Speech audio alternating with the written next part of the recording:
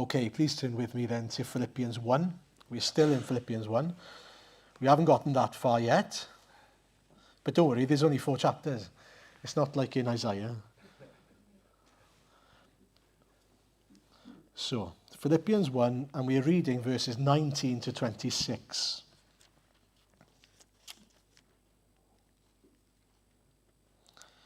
I'll start just a little bit further back. It might not be on the screen, but you'll figure it out soon enough.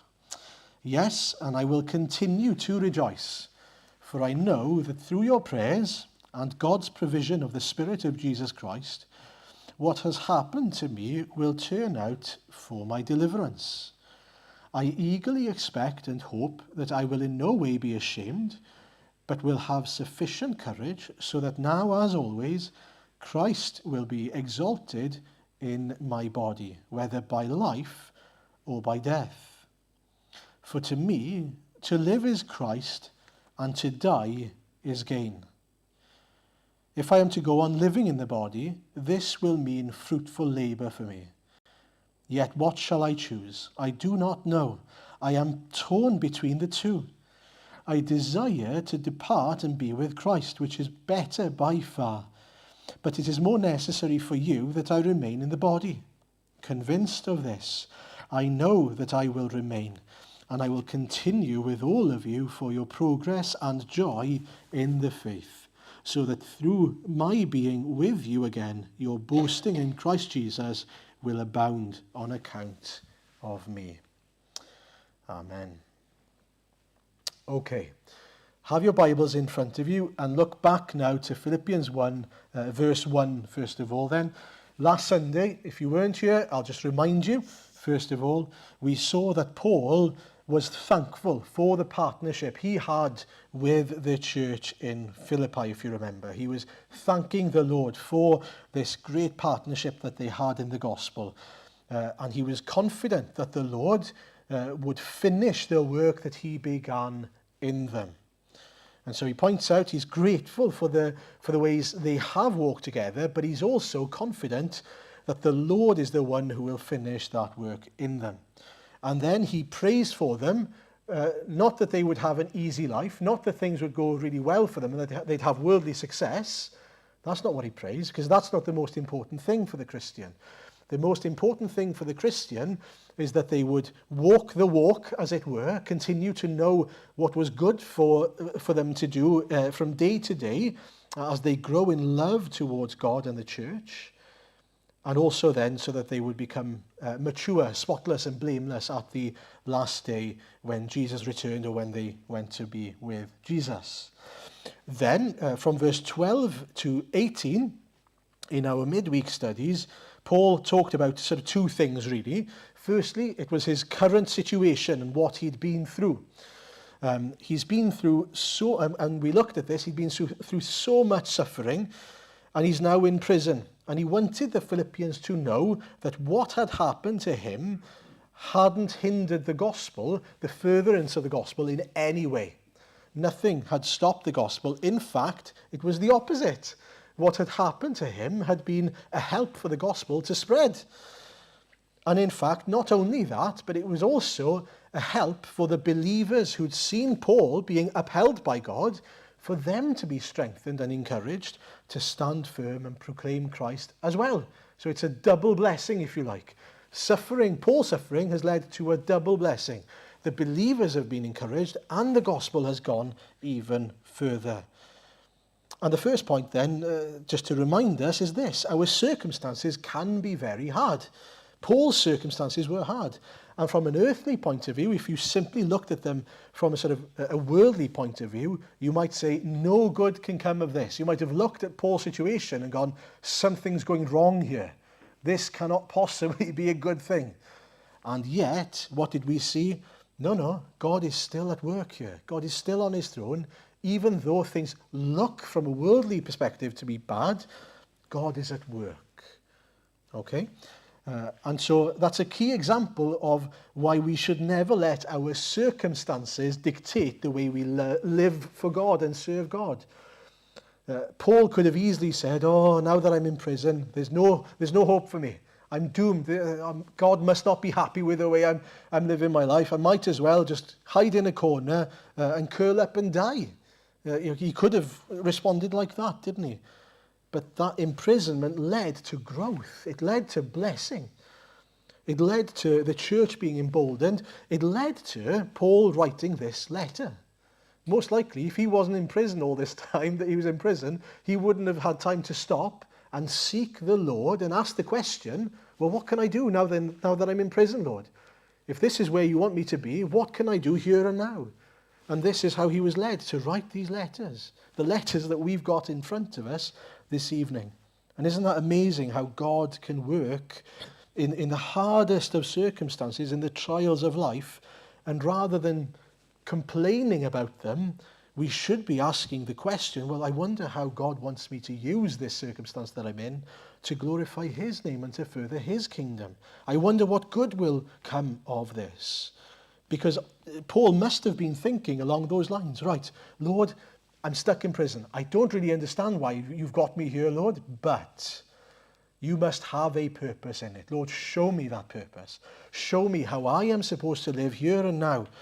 And he must have been led to pray, to write letters, to speak, obviously, preach the gospel to the guards and the people around him there in Rome, and so on.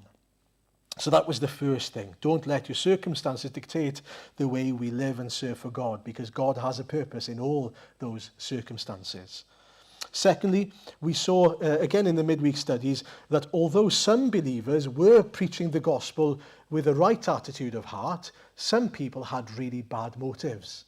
Some people were preaching the gospel out of envy and rivalry, so sort of a sense of competition, and they were sort of making life hard for Paul, as if his life wasn't hard enough already.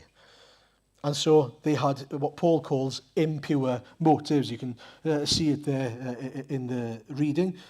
Verse 15, for example, it is true that some preach Christ out of envy and rivalry, but others out of goodwill. He says in verse 17, the former preach Christ out of selfish ambition. They're using the gospel to promote themselves. Okay, they want attention to themselves, not sincerely, supposing they can stir up trouble for Paul. What's Paul's response to this? And it's quite amazing, really. He says, verse 18, but what does it matter? The important thing is that in every way, whether from false motives or true, Christ is preached, and because of this I rejoice. Now, it's important to note there, he's not condoning their impure motives. He's not saying, oh, isn't it great that they have impure motives? That's not what he's saying. What he's saying is that the gospel is more important than their motives. And that the gospel, because Christ is preached, is able to, if you like, speak for itself. Because when Jesus is preached, then he is able to do a work in people's hearts, regardless of the motives of the person proclaiming that gospel. And isn't that amazing that even those people with impure motives could preach the gospel, thinking that they are gaining sort of some attention and seeking power perhaps and glory for themselves, but Christ will receive glory. So that's where we got to in the midweek. And that brings us on, a nice and short introduction for us there, but it brings us on to the next part of the letter, where he says, yes, and I will continue to rejoice. I'll continue to rejoice in two things, the fact that the gospel is being preached, but also in his circumstances. He's in both there, because he says, because of two things, praise of the Philippians and the provision of the Holy Spirit, what has happened to me will turn out for my deliverance. So he's still talking about what's happened to him, but he says two things then that are important here. So he says, I'll continue to rejoice because through your prayers. I know that through your prayers. The first thing to make note of then is that he values the prayers of the Philippians. Through their prayers, God will bless him. God will keep him. That's quite interesting. He places a huge emphasis there on the fact that through their prayers, he will be kept. Okay? And that's not because of the power of Christians. It's because of how God has ordained for us to be given access to him, to seek him in prayer, and that God, in his mercy, because he is for us, responds to those prayers. So it's God's power, but it comes through our prayers. And you know, Satan wants us to think that our prayers are insignificant. Your prayers are not insignificant. Your prayers matter. Because it's the way here in particular then that God has desired for us to uphold each other, to keep each other. What's the best thing we can do to love and serve each other? Pray for each other. So don't lose sight of that. We can help each other practically in all sorts of ways, but there's nothing better you can do for a brother or sister than pray for them. Paul is in prison, but he knows that through the prayers of the saints, and then the second thing we'll come on to now, the provision of the Holy Spirit, he will be delivered. Okay, and that's the second thing then. He says that the Holy Spirit will provide. What will he provide? Everything he needs. Whatever is to come his way, whatever he will face, the Holy Spirit will give him what he needs. And that's a wonderful promise for each and every one of us. If we have the Spirit in us, whatever trials we face, the Holy Spirit will provide for us what we need.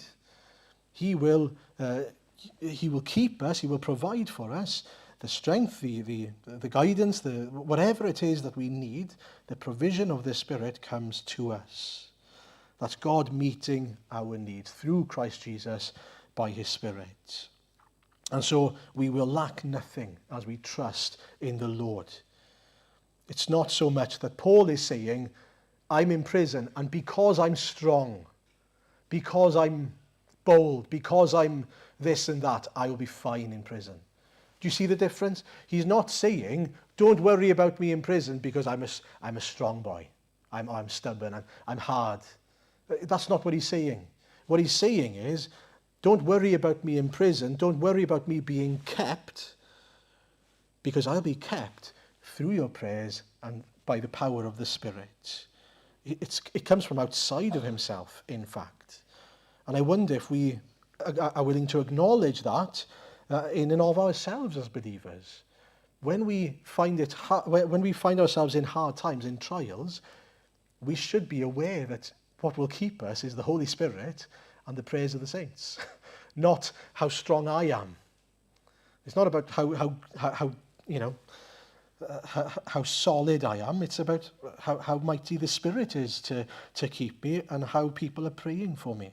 And that again shows us the beauty of the church, having brothers and sisters around us to keep us. There's also a challenge there in being willing to be open with each other. And that's a real challenge. When we're going through hard times, we should be telling each other, look, I'm going through a hard time. Can you please pray for me so that we can be kept, so that we can be upheld? Now that takes, guts, to be honest, and trust to be willing to do that. We need to put our pride to one side and ask others to pray for us. We don't have to go into detail necessarily, but we can say, would you pray for me? I'm really going through it at the moment. I'm really feeling as if life is a battle at the moment. Please pray for me, knowing then that we can uphold each other in prayer. And so, we are to pray for each other. And then he talks about this deliverance, if you notice. So the verse tells us that through your prayers and God's provision of the Spirit of Jesus, what has happened to me will turn out for my deliverance. And he's not talking here about a physical deliverance from prison necessarily. Now, he could be delivered from prison. I'm not saying that he can't be, but what he's saying isn't that he's definitely going to be saved from prison. What he's saying is that whatever comes his way, he will be delivered. And I think in particular, he's talking about that it seems that a lot of people at the time would have been saying, Paul must have been doing something wrong to be imprisoned. We don't want to associate with Paul. He must have done something wrong, God must not be blessing him because he's now in prison. And the reason I say that is because what Paul says here is, almost a direct copy of what Job says in Job 13. Now, in the book of Job, in chapter 13, you've got Job who's been accused of, you must have done something wrong to have been found in the mess that you're in, right? If you remember Job's story, God had said to Satan, I'm willing for you to effectively consider my servant Job. He's a righteous man. And Satan then attacked him. And so he lost so much of the things that were in his life and the people that were in his life. And yet Job, when people told him, oh, you must have done something wrong, God must not be happy with you, and that's why he's taken all these things away, in chapter 13, he wants to argue his case. And he says in verses 15, will hope in him, I will surely defend my ways to his face. Indeed, this will turn out for my deliverance, for no godless person would dare come before him. What he's saying is, no, because I'm in this situation, I know before the Lord that it's not because of any rebellion against God. Job is saying, I haven't rebelled against the Lord. God isn't punishing me here. I'm trusting that the Lord knows my heart, and one day I'll be vindicated before him. And Paul is kind of saying the same thing. He's saying, these things that are happening to me, one day you will see that I've done nothing wrong. You will see that I haven't brought shame on the gospel. You'll see that I haven't done anything to deserve being in this situation whatsoever. And I'll be delivered from all of the defamation, perhaps, that he is facing now. And in fact, he goes on to say a bit more than that, doesn't he? I eagerly expect, verse 20, I eagerly expect and hope that I will in no way be ashamed. No shame will be brought on him because he's in the situation that he's in, but will have sufficient courage so that now, as always, Christ will be exalted in my body, whether by life or by death. And that's why I'm saying this deliverance is not a deliverance that he's banking on in terms of that he's going to live or die, but rather that God will keep him faithful and is keeping him faithful, and that he's done nothing wrong. That he's actually serving the Lord and exalting the name of Jesus, even when things look as if they are bad. And he wants to make a point that his life's goal, if you notice there, in verse 20, is that he would have sufficient courage so that now, as always, Christ will be exalted in my body. Now that's a strange term, isn't it? That Christ would be exalted in my body. What does that mean? Well, what he's saying is, for Christ to be exalted is for Christ to be lifted on high, to be made known. Okay? So what Paul is saying is, all I care about in my life is that people see Jesus in and through me, rather than seeing Paul. His desire, whatever comes, whether that's life or death, is that through his life they would see Jesus. And to really hammer home the point, then we come to the climax of the passage, verse 21. For to me, to live is Christ, and to die is gain.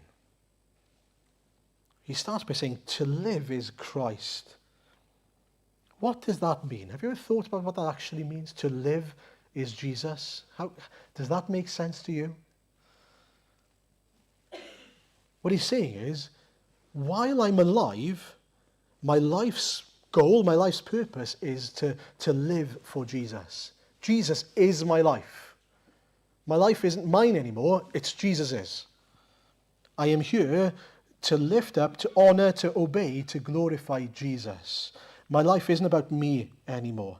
It's similar to what Paul said to the Galatians, isn't it, in chapter 2, verse 20. I have been crucified with Christ, and I no longer live, but Christ lives in me. The life I now live in the body, I live by faith in the Son of God, who loved me and gave himself for me. What he's saying there, my life isn't about me anymore. My life isn't about what I want anymore and how I want to live anymore. It's all about Jesus. It's all about how he wants me to live. It's all about making him known. It's all about his kingdom. Do you see the difference? And so when he's saying to live is Christ, he's saying if I'm still alive, while I'm still alive, it's all about him. My life is all for Jesus. It's about Jesus. I've surrendered everything to him. And so when we find ourselves in hard situations or even easy situations, every situation, it's not about what do I want to do or what should I do or what do I want. It's all, Lord, what do you want me to do? How can I glorify you in this situation? How can I further your kingdom in this situation? And that's the difference. That's the evidence of that is seen in Paul's circumstances. I hope we can see it. How do we know that Paul truly lives for Jesus? Well, when he's in difficult situations, he's still not thinking about himself. He's still thinking about Jesus. He's still thinking about the gospel. He's still thinking about the kingdom. It's amazing. He's still thinking, how is this going to impact the kingdom of God? How is this going to further the gospel? He's found himself in prison, and what's he thinking? Great, another audience to preach the gospel to. Great, another opportunity to write letters to believers, to encourage the saints. Great, another opportunity to embolden the believers around me. What he's not thinking is, I don't want to be here. And we've really got to look at our own hearts here and ask the question, when we find ourselves in prison, in hard situations, in trials of life, how often do we just go, I don't want to be here. I don't like this. I. We need the Lord to change our hearts, to realize it's not about me. It's not about the I, it's about the him. What's Christ doing here? How is he at work here? What does he want me to do in this situation? How am I to serve him and glorify him in these circumstances? And the reason why that's so important is often we can be so quick to think, I don't want to be here. We're looking for a way out of those circumstances and situations. And we can even think this for other people as well, by the way, that we forget that the Lord has put us in that situation in the first place for some reason or another. You're not in that circumstance, that hard situation by accident. He's put you there. He's a sovereign God. He's the Lord of the universe. He's put us in these trials. And so he has his purposes there. Why are we so quick to run away from God's purposes for us? You see, we can look at stories like Jonah's story and think, what an idiot. What an idiot. He's trying to run away from God. He's in this circumstance. He doesn't want to preach the gospel to the people of Nineveh. And we look at that and we read that and go, what an idiot. What's he thinking? How dull is he? And we can do exactly the same thing. We find ourselves in hard situations and we run away from God and his purposes for us rather than remain in them and seek God's purposes for us in them. Seek his glory in them. Seek his kingdom in them. And so we need to pray, don't we? Lord, help us. Help us to give of ourselves so that we are living for you. We want to live lives that are Christ-filled, Christ-centered. He's given his life for us. We respond by giving our lives to him, surrendering our lives to him. My life is now his. It belongs to him. I'm here to live for his glory. And that's a wonderful thing to know. If I can say that my life is Christ's, that my life belongs to him, I've surrendered my life to him, it's a wonderful life because it's a life with purpose. It's not an empty life. It's not a meaningless life. It's a life that is an eternal life, a good life, where I'm at peace with my God and living life according to his purpose for me. But what about that second part of the verse then? To live is Christ and to die is gain. Now, that can even, for some of us perhaps, sound morbid to say to die is gain. But it's not at all when you think about it. What he's saying here then is that he's not in any way fearful of death, and more than that, he knows that death is the doorway, if you like, to eternal life in heaven with Jesus. And his inheritance, what God has planned for him for eternity, beyond this world. He knows that what's to come, the other side of the grave, is gain, not loss. a Christian can know when we die, we are promoted, not demoted. That's a wonderful thing. We receive a promotion because we don't look at Christ through a veil anymore as if, we just get a glimpse of him by faith, but rather we will see him face to face. It is a promotion. And so we should be excited and not fearful at that prospect. It should fill our hearts with joy knowing that there's a promotion ahead of us. And yet at the same time, we should be careful that we aren't sort of obsessively seeking to get out of this world. As if I'm a Christian, get me out of here. Like, I don't want to be here anymore. That's not what Paul is saying. And we come to see that at the last section of the passage. And it is important because we can sometimes think, well, I'm saved. That's where God wants me to be. So I'm not going to bother with this world anymore. No, look at what Paul goes on to say. Verse 22 onwards. If I am to go on living in the body, this will mean fruitful labour for me. So if I'm still on earth, living in the body, this will mean fruitful labour for me. Yet what shall I choose? I do not know. I'm torn between the two. I desire to depart and be with Christ, which is better by far. But it is more necessary for you that I remain in the body. Convinced of this, I know that I will remain, and I will continue with all of you for your progress and joy in the faith, so that through my being with you again, your boasting in Christ Jesus will abound on account of me. So Paul's got this dilemma. He's torn between two things. He might be continuing to live. Remember, he's in prison. He's facing a potential execution. He might carry on living in the body. He might, as he uses the term here, depart, die, and go to be with the Lord. Pretty simple options, really. Option A, you carry on living. B, you die. But what he says is, look, if it was up to me, I know which one I'd choose. I'd rather be with the Lord. It's not that it's a competition, but if it was a competition, that one would win. I'd choose that one every time, he says. But notice what he says. What he's saying is that he would rather do something, and he would rather the consequences or his future would be a blessing to other people rather than have what he wanted. He would rather, because he says, he looks at the people, the Philippians, and he goes, but it's more necessary for you that I remain in the body. He's still not thinking about the I, he's still thinking about Christ and his kingdom. Do you see how wonderful that is? He's still thinking about, well, yeah, if I was to put me in the middle, I would choose to be with Jesus in paradise. But it's not about me. It's not about me. It's about what the Lord wants. It's about what brings glory to him and blessing to him. And there are two things that we see here. One, the Christian is in a win-win situation. Whether you live or whether you die, it's win-win. Because if you carry on living, whatever that life is about, it's fruitful labour for you. The Lord will accomplish his purposes through those who are his servants. Okay? So Paul says, look, if I remain in the body, that will mean fruitful labour for me. I'll still be used to serve Christ where I am here on earth. Praise the Lord. He's got a purpose. But if I die, I get to be with Jesus in paradise. Win-win.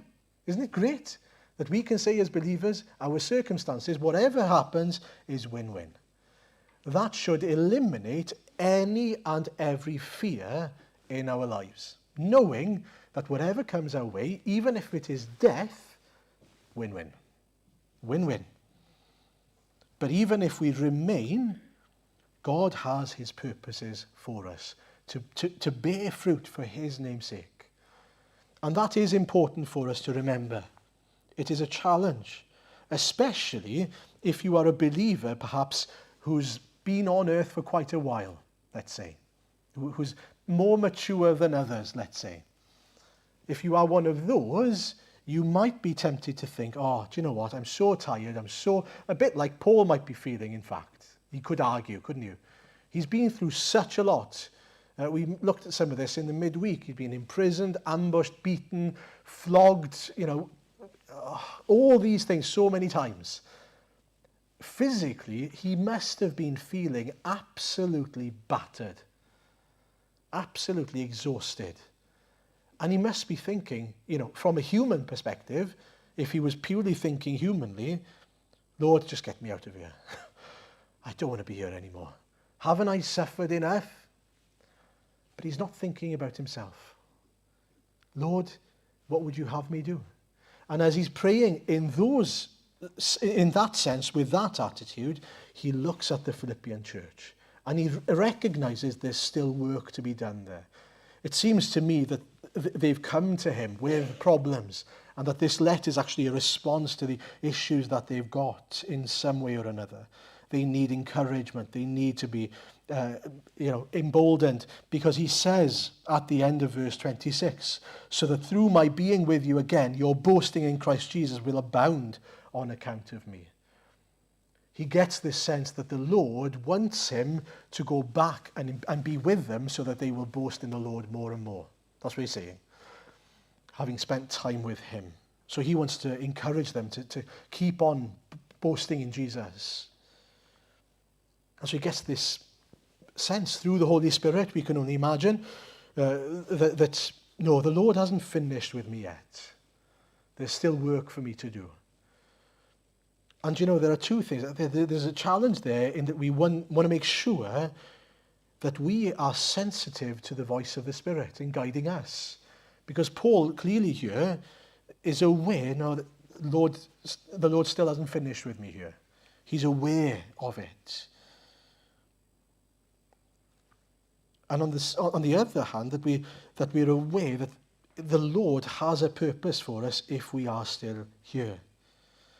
I grew up in a church in North Wales, in Carnarvon, and in that church there was a man called Dennis Young. He was a retired pastor. I've mentioned him before, and I guarantee you I'll mention him again, so get used to it. But he was a retired minister, and he joined the church after retiring then, at the age, he was in his 70s even then. He died recently, he was over 100. And he'd served faithfully as a pastor in hard pastorates for at least 50 years, okay? And you could imagine that after retiring, he'd just be thinking, I'm so tired. I've done my shift, as it were, right? I've done my bit, right? I'm so tired. But do you know what he did with his retirement? Do you know why he came to our church? I didn't know this until not that long ago. He came to our church because he wanted to be a Barnabas to my dad. Isn't that wonderful? Who was a young pastor in his first pastorate. He wanted to be an encourager to my dad. He knew how hard ministry was, so he wanted to encourage him along in it. Isn't that wonderful? And not only that, he spent his time encouraging and praying for people like me, kids and youth in particular, in the church. He prayed every day for me and others in the church. And he was a great example of thankfulness. We called him Dennis Diolch. Dennis, thank you. Because he would often, when my dad was preaching, he would just shout, Diolch, thank you. He was so thankful to the Lord. He was an example of thankfulness, gratitude of the gospel, joy in the gospel, and an encourager. And he was over 70 when he started that job, that ministry. And my point is then, there is no retiring from putting Jesus first. There is no retiring from making sure that we are still living for Christ. To me, therefore, to live is Christ. While we are on earth, we are here to bring glory to focus our eyes on, and to love, to obsess over the Lord Jesus. He is our everything. His kingdom means more than me.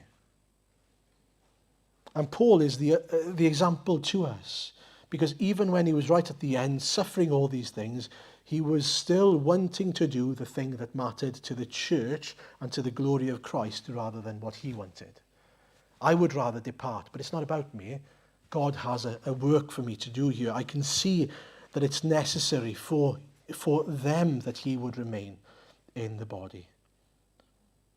What about our attitude of heart? What about our mindset then when it comes to living our lives? Can we say that for us to live is Christ, first of all? Can we also say that to die is gain? Do we see the wonder, the beauty of what is ahead of us? Do we see that it is a promotion? Do we know that what is to come, as Paul puts it, is far better for us? I desire, verse 23, to depart and be with Christ, which is better by far. It's not even a competition, he says. But it's not about me. It's about what Christ has for me to do. It's about his kingdom, his glory. Again, I can imagine, I said this in one of the fellowship groups, so forgive me, but I could imagine, as I was preparing, Paul in prison. And you know how prisoners would speak to each other, what are you in for? What are you in for? You know, that kind of attitude, because they want to know what they're in for. And they ask Paul, what are you in for, Paul? And I can't imagine him going, there's no reason why I'm in here. It's not fair that I'm in here. I've done nothing wrong and I'm stuck in this hole. He would never have responded like that. He would love that someone had asked him what are you in for, so that he can tell them the gospel. Oh, funny you should ask what I'm in for. I'm in for telling people this. Blurts out the gospel. That's exactly what he would do. Why? Because Jesus is on his heart, at the forefront of his mind, his heart is everything. And so, how does that happen? How does that come about? Well, firstly, meditate on Christ. Meditate on his love for you. Because if we are meditating on the gospel and his great love for us, then we will grow in our love for him. We will. Then, pray. Pray, Lord, fill my heart and my mind with you and your gospel and your kingdom. Help me to remember that I'm not just roaming this earth aimlessly or purposelessly, but rather you are actually doing a work in us and among us here. You are building your church, fulfilling your purposes. You are building up your kingdom. Help me to submit and to be a part of that work. It's so easy, isn't it, if we're honest, when we go through life, we forget all of that and we're just focused on ourselves. This is not fair for me. I don't like this. Pray that when we face those difficult times, we would have the right attitude of heart. I'm here now as a member of Christ's church. Lord, what do you have for me in this? How can I glorify you in this? The picture that came to me is, imagine you've been called up to be a part of the army. Okay, you go to the army base and you're meant to train and prepare to go to battle and so on. And you wake up in the morning on the base, and you're reminded, aren't you, immediately, because you're next to other people there, first of all, in your bunker or whatever it would be, that you're a soldier. You're not just a civilian anymore. You have a captain. You have orders. You have a job to do. A soldier doesn't wake up, does he, in the army base and go, oh, what a glorious day. I wonder what I fancy doing today. Might have a coffee, might have a croissant, might go for a nice stroll, you never know. Of course not. What do? They immediately put on their uniform. They immediately, get into the line. They get ready, don't they? Because they know that the captain's going to come calling. They know that they have orders. They know they've got a job to do. And we should be praying every morning, Aaron reporting for duty. Lord, I'm ready. Here I am, Lord. I'm a soldier for Christ. Rather than just, oh, what a glorious day. I wonder what I want to do this morning. Which is so often the attitude of our hearts, isn't it? Because I want to do what I want to do. No, I'm not here for me. And so, tomorrow morning, wake up. Say your name, reporting for duty. You are here to serve the Lord Jesus. The third thing we are to do, be immersed in God's word. Because the word, the Bible, shows us his nature and his plan. When we read the word, we are reminded, this isn't just sort of God showing me how much he's loved me, but it's showing us that he's working towards eternal life with us in heaven and building his kingdom, isn't he? By calling people to repentance, using us, his people, as ambassadors to bring others to his kingdom. And the more of the word we are immersed in and that sort of remains in our hearts and on our hearts, the more we will be in alignment with his purposes. We should be, again then, submitting to his word, immersed in it. And step 4, that we encourage one another. As I said, a soldier wouldn't just be on his own. He would look around and he'd see all the other soldiers, wouldn't he, reporting for duty. And that would encourage him to report for duty. In the same way, we are to encourage one another. Your faithfulness and your obedience is an encouragement to other people. We can sometimes forget that. I think that the Philippians were getting really angry with the other people who were stirring up trouble for Paul. That's the feeling I get. I get the feeling that the Philippians were coming to Paul really concerned about these other believers preaching the gospel out of sort of the wrong motives, impure motives then. And perhaps even thinking we need to step in to save Paul. We need to step in to stop them from doing what they're doing. I get the feeling. I might be wrong, I just get the feeling. And it seems to me that Paul is encouraging them not to obsess over Paul or the injustices that Paul is facing, but rather to obsess over Christ and his kingdom. And Paul then is a great encouragement to the Philippians to keep their eyes on Jesus and on his kingdom, rather than on Paul and themselves even. Rather than stepping, and we can do this, can't we? Sometimes we see some injustices and we want to step in with the saviour complex and go, this isn't right, this is wrong. And I'm not saying that we can't point out injustices. Paul is pointing out the injustice of people preaching with false ambitions and so on, wrong motives. But that was the way that Jesus had decided the gospel was going to spread. Paul being in prison. It's clear, isn't it, that through this, God had planned that the gospel was going to spread, that the believers were going to be emboldened, that the letters were going to be written to the churches. And as I said earlier, I don't want to be a hindrance to God's plan. So we need to be very careful when we pray, Lord, would you stop this from happening? Would you stop that from happening? Because that might well be God's plan. What we want to pray more than anything else is, Lord, your will be done. Lord, I want to serve you. Lord, I don't understand this. I don't understand the mess of the situation that we're in. This seems wrong to me, but it's not about me. So whatever your purpose is, Lord, please keep your people and further your kingdom.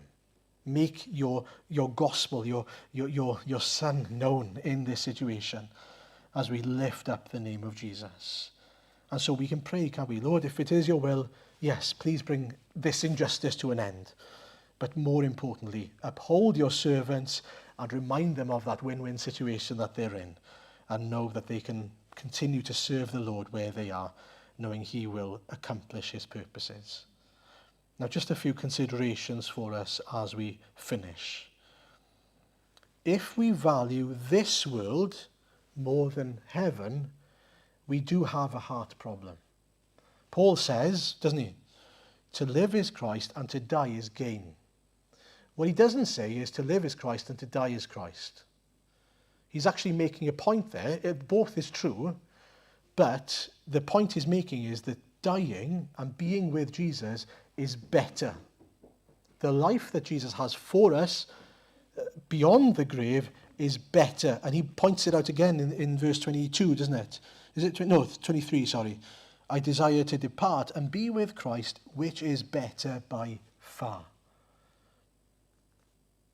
And so if we are clinging on to this world, thinking, I don't want to leave this world, we need to pray, Lord, help me to love what you have planned for me, what you have ahead of me, more than what you've given me now. Because I know that the inheritance God has for me is far better than what I have now. And perhaps the Lord is telling you, you're treasuring the world too much. You're treasuring this world too much. That might be hard for some of you to hear, but it's true. Because what is ahead is far better.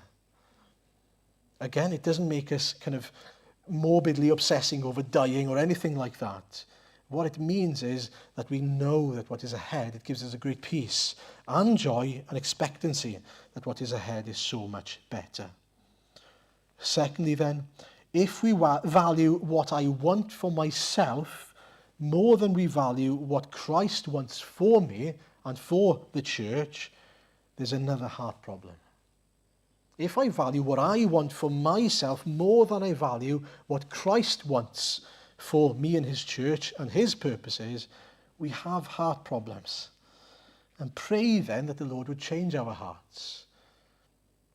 I hope you know what I mean by that, because when we find ourselves in hard situations, focusing on what I want is a disaster, because what I want for myself is not often, and most of the time in fact, not what's best for me. Paul, if you were to ask him, what do you want when you're in prison? He would say to you, I want to be out of prison right now. Because what he wants from a human perspective would be that, wouldn't it? Naturally. But the Lord had his purposes for him to be there. The Lord had a plan to bless him, to use him, to further his kingdom while he was there. Why would he want to leave that? And so what he wants is to be at the center of God's will, at the center of God's purposes, not what he wants. And pray that the same would be true for us then, that we'd see that there's freedom and joy in knowing that I am where God wants me to be. That's where our joy and our peace comes from. I'm exactly where God wants me to be. Not where I want to be, where God wants me to be, because that's the best place for me to be. I had a friend called David Ollerton. He's since gone to glory now. He had cancer 4 times. 4 times. He had bowel cancer 4 times. 3 times he recovered quite miraculously from it. But every single time he was able to say, the Lord has me here facing this for his purposes. I don't know what they are. I can't tell you why he's allowing me to face these circumstances. But what I can tell you is that they are good. He would tell me every time. I can't tell you why, I can tell you they're good. Good purposes. He didn't say it doesn't hurt. He doesn't say I don't like it. He says God's purposes are good. The last time, he didn't come out of that situation. He was promoted to glory. But even then, when he knew that it seemed that the Lord was bringing his life to an end, he was still rejoicing in God's purposes for him. He was still able to say, oh, isn't God good? His purposes for me are good, even in this circumstance. Pray then that when we face those circumstances in our lives, and when we see others facing hard circumstances, that we would be able to say, isn't God good? Aren't his purposes good? Aren't we blessed to be in the center and at the center of his will? Because he is doing something, he's working among us, he is accomplishing his purposes, again, so that he is exalted and glorified, and so that ultimately we experience that win-win situation. Either we are kept and blessed on earth, or we are even more blessed by being brought to glory with Jesus. For his name's sake. Amen.